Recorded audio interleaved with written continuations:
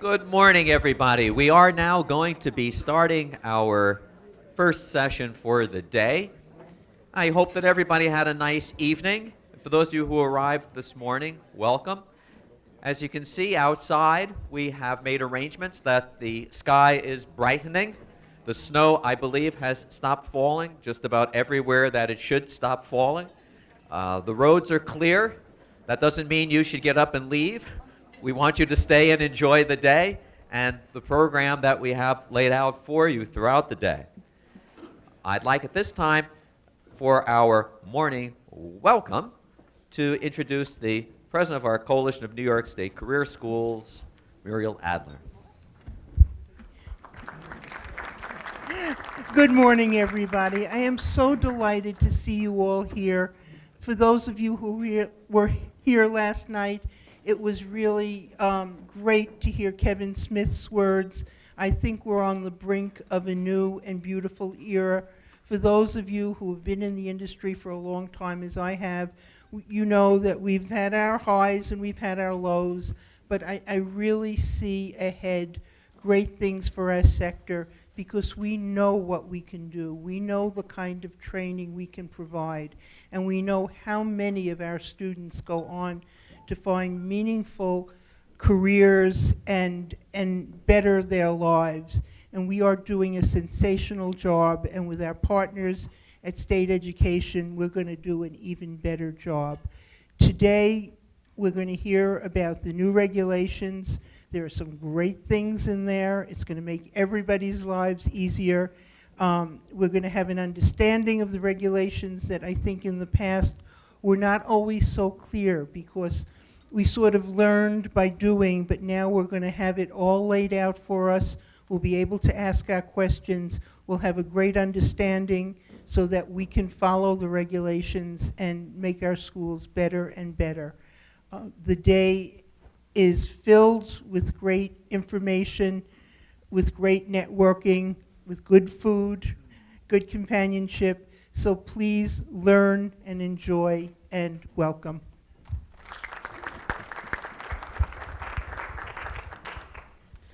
Thank you very much, Muriel.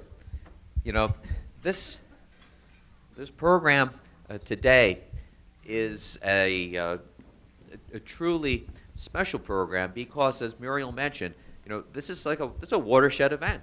I mean, it's very, very rare that we have a major change in the laws and in the regulations that govern the operations of our schools.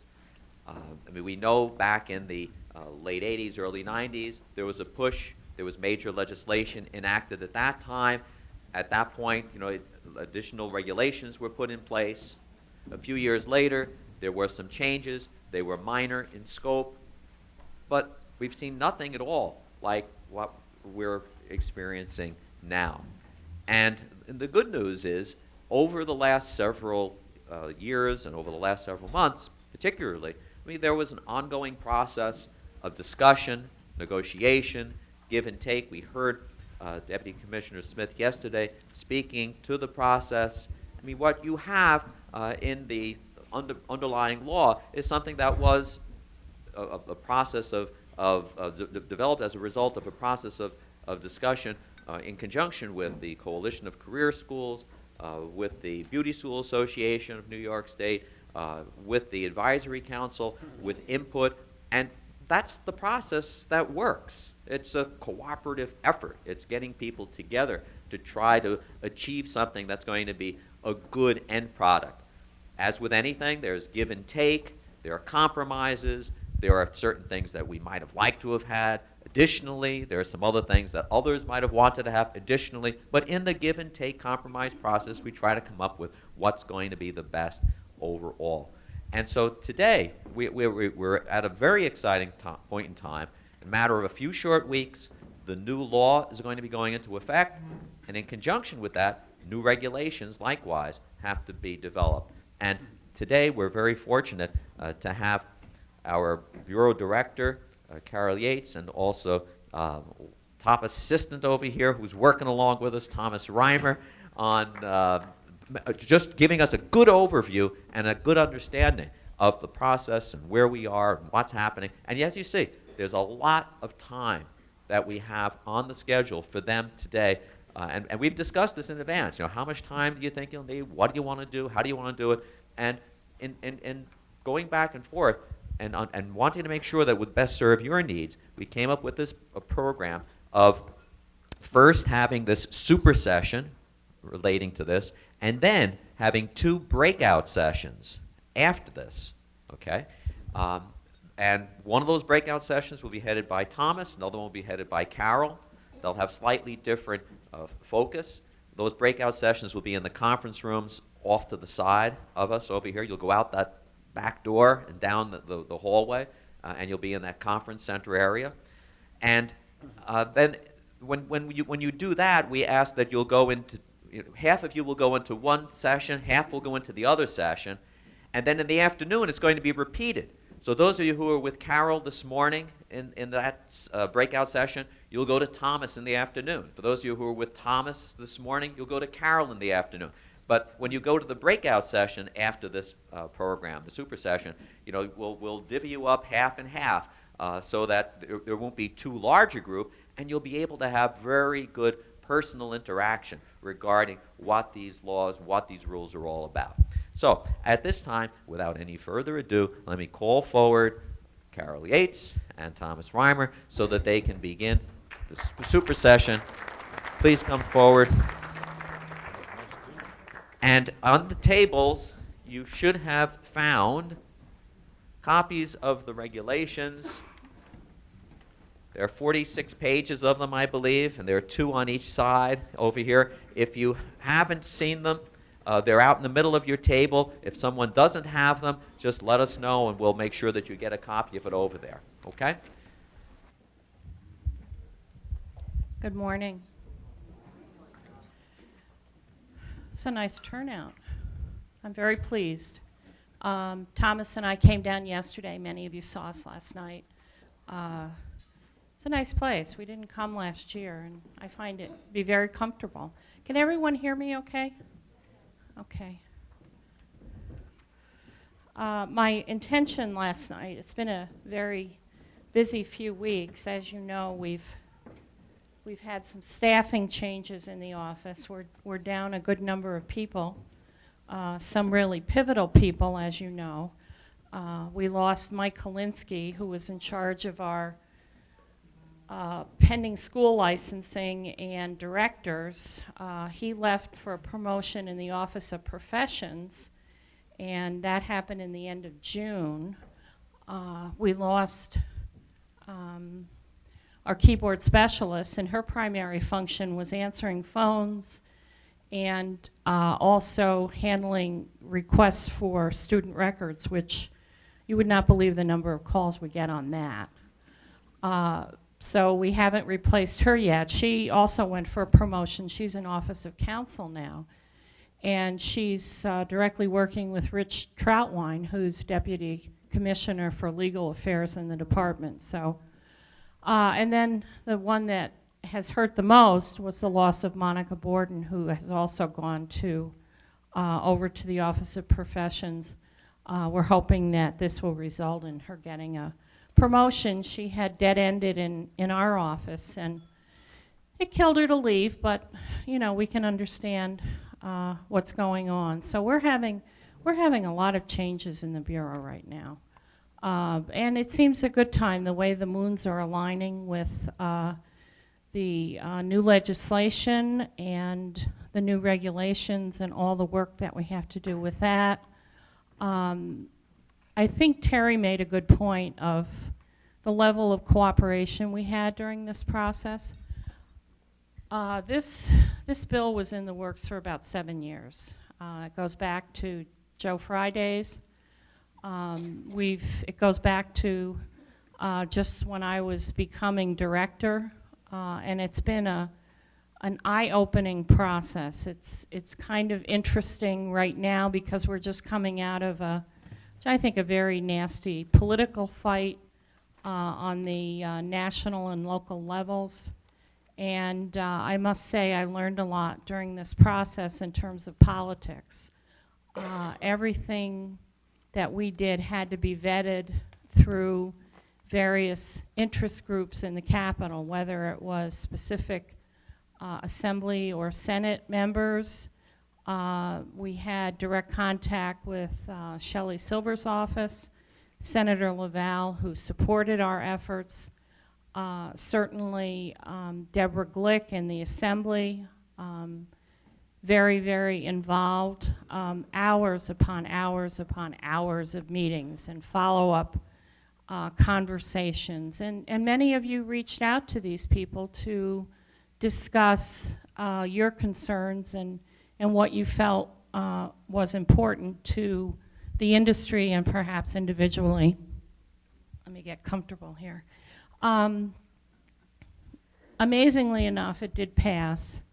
We were holding our breath. We didn't know, and it was kind of funny when we got the word that it had passed. It was like, oh, okay.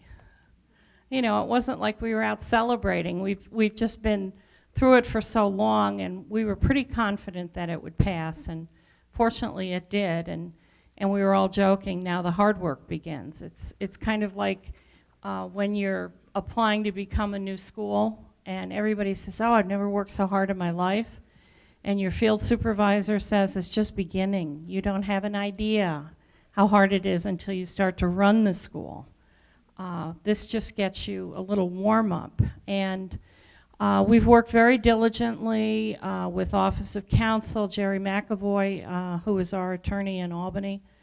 Dave Sherwood was extremely helpful. He's got a very good mind for regulation.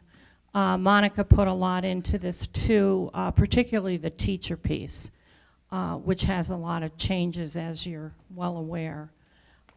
So we're excited about it. In continuation of the cooperative level and interest in what schools are thinking about this, it is posted. It is in the State Register. Kevin talked about that last night. It's really, really important that you look at it, and if you have concerns, this is the time to voice them. This is when public comment is open, and it's a democratic process. It doesn't mean that we'll necessarily change it, but you will be heard. And I think that's critical for you to recognize. So please check it out. I think it's great that you're here to look at what we are doing and have this forum during which you can ask questions. And if we don't have the answers, we will set up a forum where the answers can be shared. One of the things I wanted to talk about too, because so many of you have been through an awful, awful week, and then the snowstorm, and I saw on TV this morning that the Long Island Railroad was all messed up because they got like 8 inches of snow out there, and everybody continues to suffer. How many of you had to close your schools last week? Wow. How many were closed for 3 days? Okay. How many just opened again on Monday? Is anyone still closed? Okay, you're on the island, Far Rockaway, got hit. Any idea, Mike, on? No? Could be weeks, could be a month. Jay, what about you? We opened Wednesday, closed today, and maybe we'll open tomorrow. Okay, and where is your school located, sir? In Queens? Okay, and you're still having problems? Oh, okay. All that stuff came together. So was there a lot of damage? Yeah? Wow. How did you get the word out to your students? Texting? You know, I mean, a lot of it you couldn't get to because most of them were without power. I understand.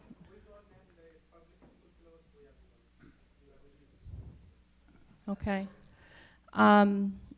Are you finding that your students are traumatized, that there's still a lot of, you know, angst and anxiety and, yeah?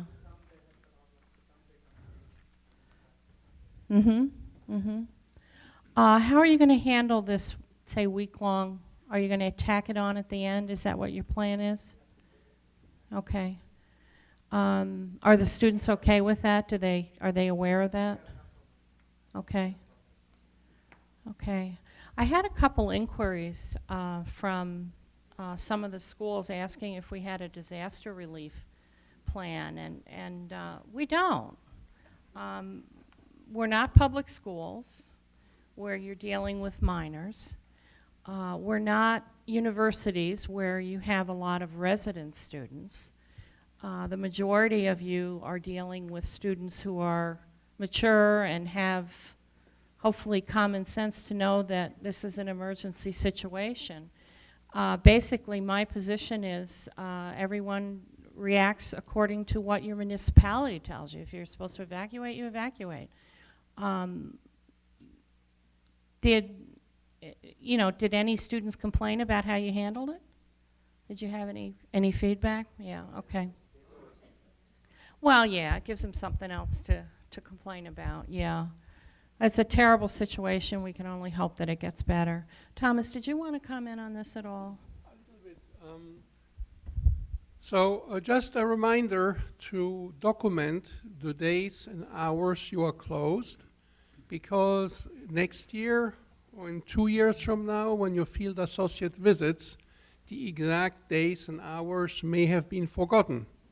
So just create a document, file it with the attendance records for each class and say, we were closed this day. List the specific days one by one and say if it's the full day or if it's a half day, especially once you are in a transition zone where, because teachers can make it again, some classes may resume, like a day class where you don't necessarily need light because the sun shines.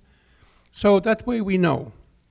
We all know that there has been an emergency right now, but again, by next year, we may not remember the details. So document it and make sure the students are aware of it as well, and then send a copy of the sheet to your field associate. Okay, I want to move on to, I'd like to spend some time on the bill,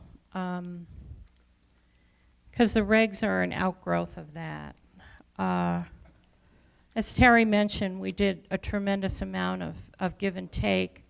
We had a lot of conversations, Mike Hatton representing the Advisory Council, Terry representing the coalition, Anthony Civitano. Is Anthony here this morning? He's probably, he's not going to be coming. Yeah, I imagine. Does he have power out there, do you know? Oh my God. How many of you are still out of power at home? Oh Lord, what a nightmare. God.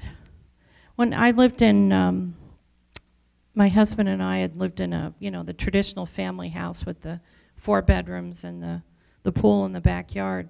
We moved into that in 1987, and in the fall we had that horrific snowstorm in the Northeast where we got like 18 inches of snow on October 4th, and we lost power for a week. And I had not ever lived with a septic and a well. I was not a happy camper. So we have since downsized because our kids are gone. They're on their own, and I do like municipal services, I must say, because it's so hard to be without power and water, and just taking a shower is such a big deal. I really feel bad. You don't have the bill in front of you, but I'm going to go through the changes and talk about that. And if you have questions as I go along, certainly feel free to raise your hand. And again, this is your bill, this is your regulation that you are going to have to live and breathe. Terry mentioned that nothing has happened in this regard in over 20 years, and that was a major overhaul. That was when I started with the Bureau, and Joe Fry was the Bureau chief, and all of these massive changes occurred. But obviously in over 20 years, there's been a lot of a lot of changes in the industry. I mean, just look at the decrease in the number of schools that have Title IV and the growth of the allied health industry, the shortening of training because people need to get out and get jobs, and the specialization of training, to say nothing of offering things by distance now. I'm sure you're following how they're saying the look of education has changed so vastly and will continue to do so. And I think it's tied into lifelong learning. Okay, one of the changes that occurred right from the beginning is we changed the concept of the schools. 23 years ago, we had registered business schools. That has changed vastly. We no longer, I mean, I'm a shorthand writer. I'm an old, definitely I'm a fossil. But it bothers me that that's no longer there because it's such a useful skill. Many years ago, sitting in a classroom when I was a field associate, taking notes, and often taking notes about things that aren't necessarily good, and I'm writing in shorthand, and the director is like, "What are you writing?" I'm like, "That's for me to know." So it was extremely useful to do that. But we don't have that anymore. We don't have a lot of the traditional subjects. I look at Heather Rookie in my office, who is technically my secretary. I type all my own letters. She does teacher evaluations. She'll set up meetings for us occasionally. The role of secretary has changed so vastly. We no longer train specifically for that. People have larger skills, certainly computer skills, and all of that has changed the definition of what people do for work. So we've gotten away from, it used to be licensed private trade, correspondence schools, and we had registered business schools. Now we're licensed private career schools. And we added in certified English as a second language schools.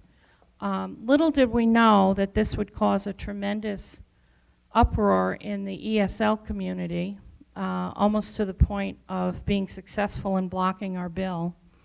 For years they shared with us, and there's only, how many are there about? About 30. I think there's more than that.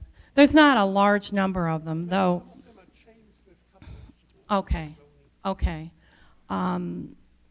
It's a huge part of particularly New York City, where they bring in people from overseas and are here to train in English. They had always said to us, we need recognition. We're part of you, but no one knows who we are. It would help with tourism. It would help for the city to understand how much money we bring in. So we said, okay, we'll put you in the actual category. And suddenly they're like, oh no, we don't want that. So, you know, you're darned if you do and you're darned if you don't. But we left it in there because we do believe that it is necessary. Most states do not have any regulation whatsoever on English as a second language schools, which causes concern with Department of Homeland Security. We work very closely with DHS. We had a meeting a couple months ago with some of the agents and actually the individual who's in charge of the New York-Boston office. And we asked about that. What do you think about our regulating ESL schools? And his reaction was, it's another set of eyes. And it definitely helps us. It's an area where there are concerns about people coming into the country to go to school and then they don't. So what happens to them?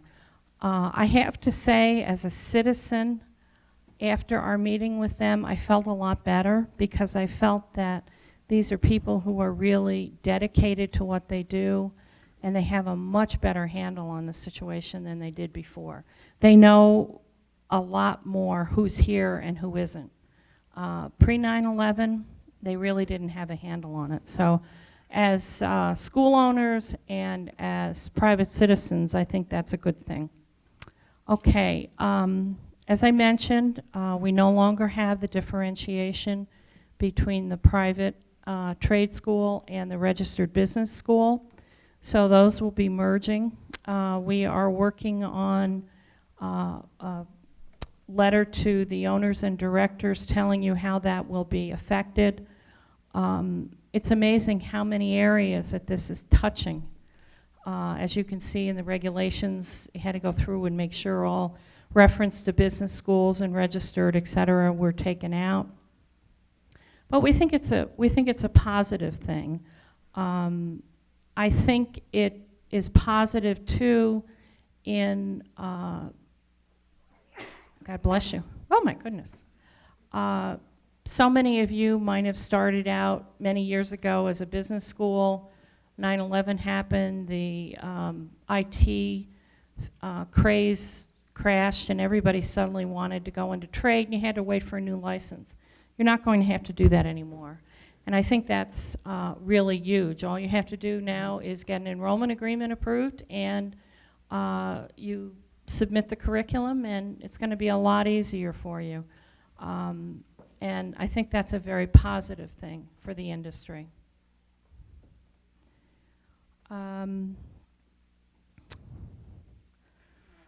We eliminated the computer training facilities. It's interesting because that was added probably in '95 specifically for an institution that said they did not fall under business or trade. So it was added just for them, and they're long gone. We expanded schools as far as exemptions go. This is an area where there's often a lot of question.